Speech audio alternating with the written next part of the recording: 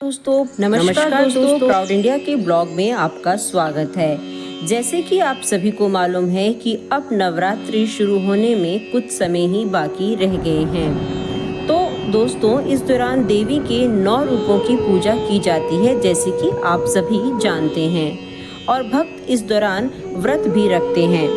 नवरात्रि के पहले दिन कलश की स्थापना करके माता दुर्गा की पूजा की जाती है। इस दौरान देवी के हर रूप को अलग अलग तरह का भोग लगाया जाता है।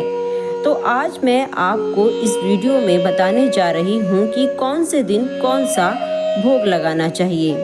तो ऐसे में मेरे साथ देखिए कि कौन से दिन कौन सा भोग चढ़ाया जाएगा।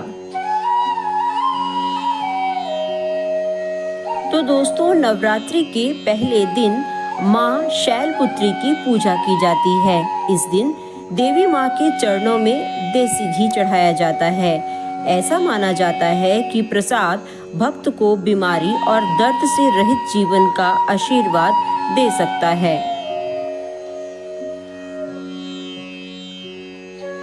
दूसरे दिन माँ ब्रह्मचारिणी को सिंपल चीजों का भोग लगता है, जैसे शक्कर और फल।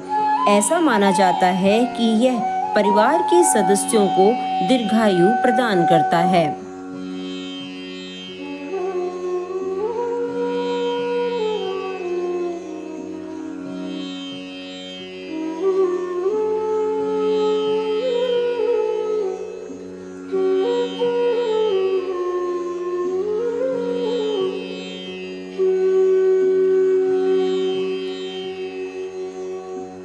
नवरात्रि के तीसरे दिन माँ दुर्गा के उग्र अवतार को दूध, मिठाई, खीर का भोग लगाया जाता है। माना जाता है कि माँ चंद्रघंटा सिंह पर सवारी करती है और सभी बुराइयों का नाश करती है।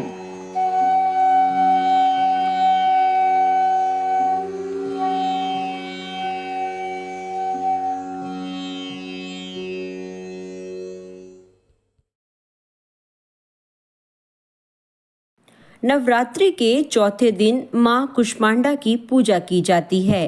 माना जाता है कि माँ कुष्मांडा ने पूरे ब्रह्मांड का निर्माण किया। इस दिन देवी को मालपुए का भोग लगाया जाता है।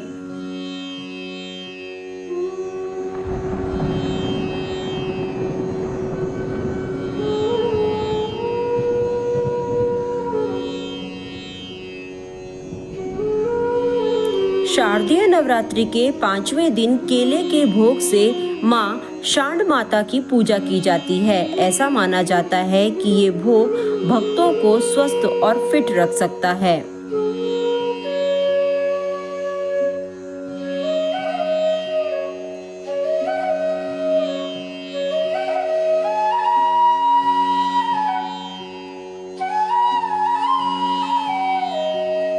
छठे नवरात्रि के दिन माँ दुर्गा के छठे अवतार माँ कात्यायनी को शहद का भोग लगाया जाता है।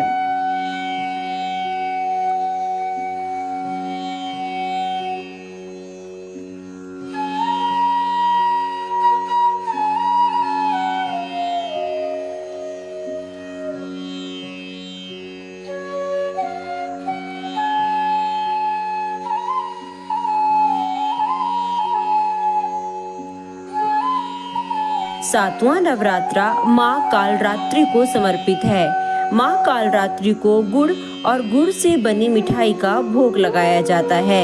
यह प्रसाद 7वें दिन ब्राह्मणों को भी दिया जा सकता है।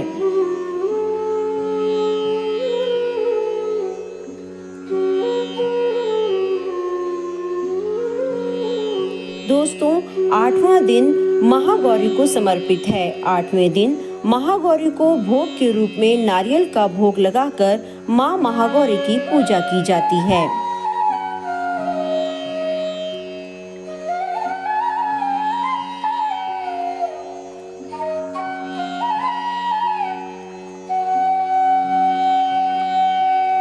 त्योहार के 9वें और अंतिम दिन माँ सिद्धिदात्री को तिल चढ़ाया जाता है। ऐसा माना जाता है कि देवी भक्तों को आशीर्वाद देती है और उन्हें और उनके परिवार के सदस्यों को दुर्भाग्यपूर्ण घटनाओं से बचाती है। चलिए दोस्तों, अब भोग के बाद अब जल्दी से बात कर लेते हैं दुर्गा सप्तशती पाठ की। नवरात्रि में दुर्गा सप्तशती पाठ के लिए सबसे उत्तम समय प्रातःकाल माना जाता है। ध्यान रहे, राहु काल में पाठ ना करें। राहु काल में पूजा पाठ का फल प्राप्त नहीं होता है।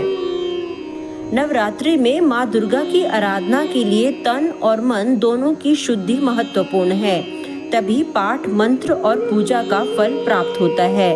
दुर्गा सप्तशती पाठ स्नान के पश्चात साफ वस्त्र पहनकर करें और मन में किसी भी प्रकार के विचार ना लाएं। तो दोस्तों, सबसे पहले माँ दुर्गा के समक्ष पूरब की ओर मुख करके बैठें। शुद्धि के लिए 4 बार आचमन करें, घी का दीपक लगाएं और पुस्तक को लाल कपड़े या व्यासपीठ के ऊपर रखकर पाठ करें। पुस्तक कभी हाथ में ना उठाएं। दुर्गा सप्तशती के पाठ के दौरान किसी भी अध्याय को अधूरा ना छोड़ें। अगर एक दिन में पाठ खत्म नहीं कर सकते हैं तो हर दिन एक पाठ करें। दुर्गा सप्तशती के प्रथम, मध्य और उत्तम चरित्र का क्रम से करने से सभी मनोकामनाएं पूरी होती हैं। हमेशा पाठ करने से पहले और बाद में नरवाण मंत्र ओम ऐं ह्रीं क्लीं चामुंडाय विच्चे का पाठ करना अनिवार्य है। इस एक मंत्र में ओंकार, सरस्वती, माँ लक्ष्मी और माँ काली के बीज मंत्र निहित हैं। इसी के साथ दुर्गा सप्तशती का पाठ कभी भी हड़बड़ी में नहीं करना चाहिए। हर शब्द का सही उच्चारण करें और मध्यम गति के साथ पाठ करना चाहिए। अगर संस्कृत में पाठ करना मुश्किल है तो हिंदी में पाठ करें। दोस्तों, आमतौर पर दुर्गा सप्तशती का पाठ करने में 3 घंटे का समय लग जाता है। अगर समय का अभाव है तो नवरात्रि में प्रतिदिन पहले कवच, कीलक और अग्रला स्रोत का पाठ करें, फिर कुंजिका स्रोत का पाठ करना चाहिए। मान्यता है इससे दुर्गा सप्तशती के संपूर्ण पाठ का फल प्राप्त हो जाता है। पुराणों के अनुसार ये उपाय स्वयं शिव ने देवी पार्वती को बताया था।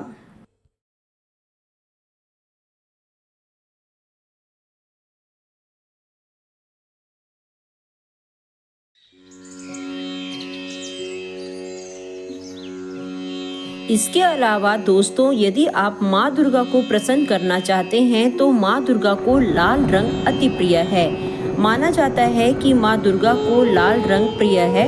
नवरात्रि पर माता को प्रसन्न करने के लिए माता रानी को लाल रंग के फूल, चुनरी आदि अर्पित करना शुभ माना जाता है। ऐसा माना जाता है कि माता को कमल का फूल भी अति प्रिय है, इसलिए नवरात्रि में देवी दुर्गा को कमल का फूल अर्पित करना भी शुभ माना जाता है। इससे घर में सुख समृद्धि आती है। दोस्तों, यहाँ पर मैं आपको एक छोटी सी बात बताना भूल गई। मान्यताओं के अनुसार नवरात्रि पर दुर्गा का सप्तशती का पाठ करना चाहिए। शास्त्रों के अनुसार दुर्गा सप्तशती का पाठ करने से माता प्रसन्न होती है और सभी मनोकामनाएं पूरी करती हैं।